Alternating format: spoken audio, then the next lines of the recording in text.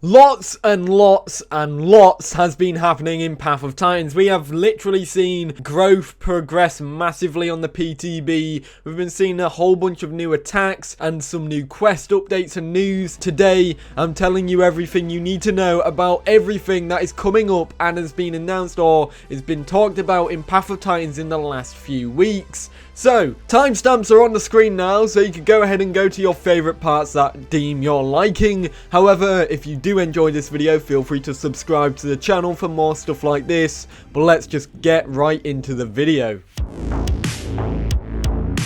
Let's start off with baby dinosaurs. Every single baby dinosaur is in Path of Titans currently, and they are doing bigger and bigger tests for the baby dinosaurs, which makes me think perhaps this is actually a lot closer done than we think it is, which is going to be absolutely incredible if that is to be the case. That being said, there are only two dinosaurs that we actually haven't seen the babies of yet, Allosaurus and Barsboldia. However, I do not think Barsboldia's babies will be coming soon because, as many of you have pointed out, Barsboldia's model has not had a refresh yet like Daspletosaurus, Allosaurus, and all them who have actually had model refreshes and reworks to the models. However, I'm going to be briefly talking about the baby dinosaurs. I'm just going to go over which ones are my favorites and which ones are my favorites sound-wise. So let's just talk about them, shall we? However, I do have a video where I showcased every single baby dinosaur in the game, which I recommend you go and check out. Personally, however,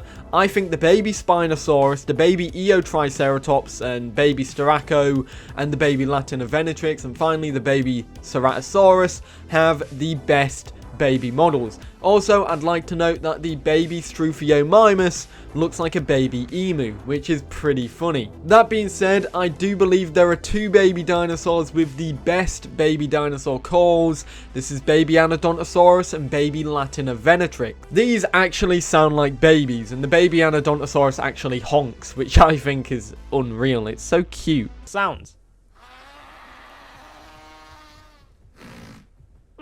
One thing that I was able to do in my stream the other day, which if you haven't checked out and want to check out a full 2-hour gameplay session of baby dinosaurs, I recommend you do. I was able to get Matt on, who's one of the devs of the game if you are not aware. I'm sure you all know by now who Matt is, but he was able to compare with me a fully grown Sarco and a fully grown Spino to a baby Spino and a baby Sarco. I'll put the clips and the images on the screen now so you can have a look at them. I think it's impressive how big the size difference is. I always thought it wasn't actually that big, but the Sarco is huge compared to the baby, and I think it's brilliant that the size difference and the model difference is very nice, especially with the limitations that they have. That being said, we also have this fucker right here. This is the baby Alderon, which looks absolute. Oh my god. Oh my god.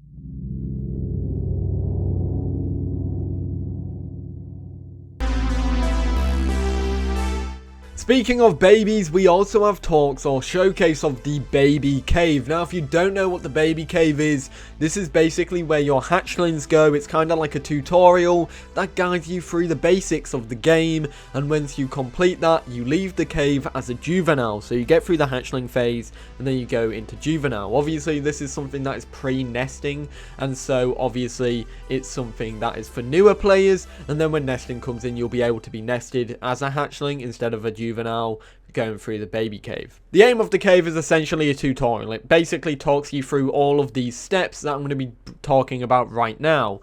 These are essentially guides for, which include quests for that receive marks, moving, resting, precise movement, eating, drinking, talking in the game chat, vocalization, delivery quests, skins, abilities, and the social tab, and then you can leave and go out and do your thing. You just get teleported to a random place on the map. However, very important feature, if you are in a group inside the baby cave and you both have completed your tasks, when you leave the baby cave and you are still in that group, you will then be teleported to the same area. So this is a very good area for you guys to just go out and form a group and then spawn into the game, so then you don't have to walk for miles to meet each other. The herbivore and the carnivore nest are completely different as well, which is pretty neat. Obviously you've got that variation, so the carnivores and herbivores will never be against each other or with each other in the cave. However, these baby caves are perfect for a baby battle royale, and that's all I'm gonna be saying.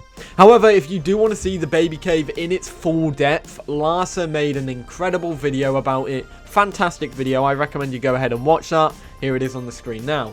But of course, there's the other stuff that I need to get into, so let's just go and get into that, shall we? Now, we don't have any new quests, so to say. However, we do have some news that I can showcase with you. One of them is because the Alderon baby has been stalking Matt, and it's fed back some very, very interesting information, which I can now share with you. So, here is what Matt said. This was in the PTB chat, so this is everything that he said. Basically, it was a conversation that started from the refill quests for lakes.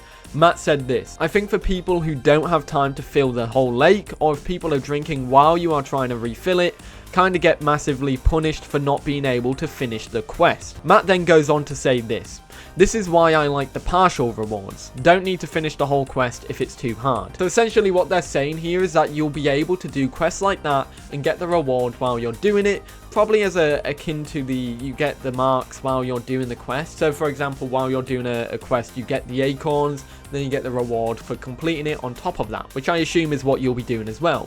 I believe this will tie something in with growth as well, in my eyes, because I saw people talking about how they'd done the quest or were doing the quest and only got a second of growth, which Matt thought was kind of meh at that. So it may be something that ties into growth. He also goes on to say this: I can't wait until we get AI critters and do less boring quests. Hint hint, AI quests are not going to be boring, which I'm sure everybody is lovely to hear. However, I'm going to make a video oversighting some quest ideas that I want in the game to make it a little bit funner.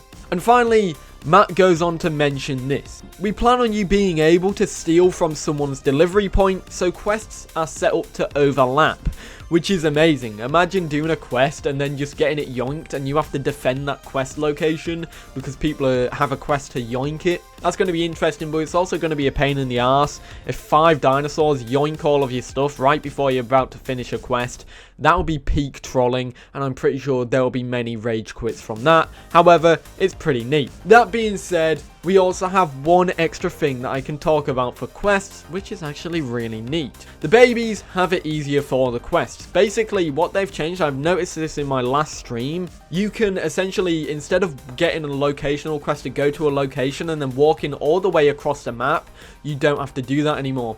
The quest is that you get a locational quest to go to a quest location that is actually closer to you, that is able to go to in about 10 minutes, which means that you'll be able to get there within 5 to 10 minutes, get the marks, do a locational quest there, get another quest to go to some place that's nearby, and then boom.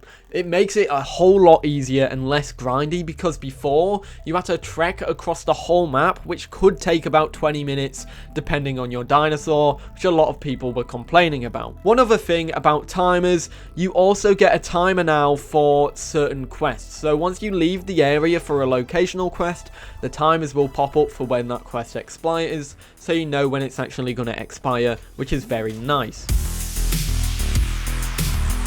And finally, we have one new attack that is currently slated for the game. This is the Ceratosaurus bone-breaking attack. That is all that I know of at the moment for attacks, so please, hopefully some more come, because I can't wait for that. Anyways, I have showcased this in a video, so if you want to check the video out, the full video, it's 2 minutes long, it's definitely worth the look. However, here is the brief overview. The attack costs 1,200 marks, it does half the damage of the standard Ceratosaurus bite, the bone break lasts 20 seconds, and currently additional bone break attacks do not stack on this dinosaur. It stacks the combat logging time, but there is a 3 to 4 second cooldown on the attack itself, so it's rather fairly balanced. I think it's very nice that we got a Ceratosaurus bone break. It definitely makes me think what other dinosaurs will be getting an attack like this. I would personally love Sarco to get a bone break, or some kind of ability where you can drag a dinosaur into the depths. That being said, let me know what you think about this one. I know this one's very controversial, but let me know what you think about everything that I've discussed today. Of course, that marks the end of the video for today. If you do enjoy this video, feel free to subscribe to the channel for more content like this. And if you are new to the channel and made it this far, hello and congratulations, you made it this far. I'm surprised. I'm not really the funniest geezer. But yeah, guys, I hope you enjoyed this video. Let me know your thoughts in the comments down below. And I should see you all in the next one. Have a great day. Peace.